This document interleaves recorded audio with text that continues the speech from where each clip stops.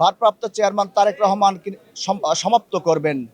আর তার স্বপ্নের বাংলাদেশ তিনি বিনির্মাণের জন্য চেষ্টা করে যাচ্ছেন।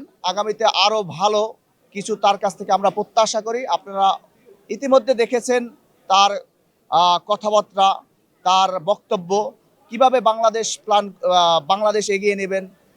তিনি বলেছেন আই হ্যাভ এ প্ল্যান। তার এই আই হ্যাভ এ প্ল্যান বক্তব্যের মাঝেই আগামীর বাংলাদেশ কেমন হবে আপনারা বুঝতে পারবেন।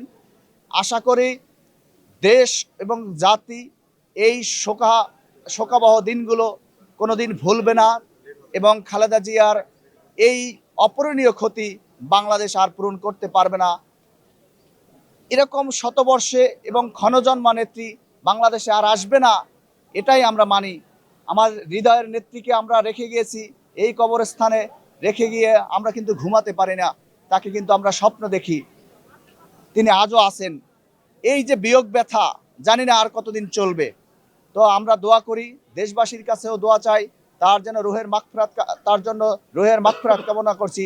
তিনি যেন পরপারে ভালো থাকেন এবং আল্লাহ তাআলা তাকে যেন মেহমান হিসাবে কবুল করেন, এই জন্য আমরা সর্বদা দোয়া করি।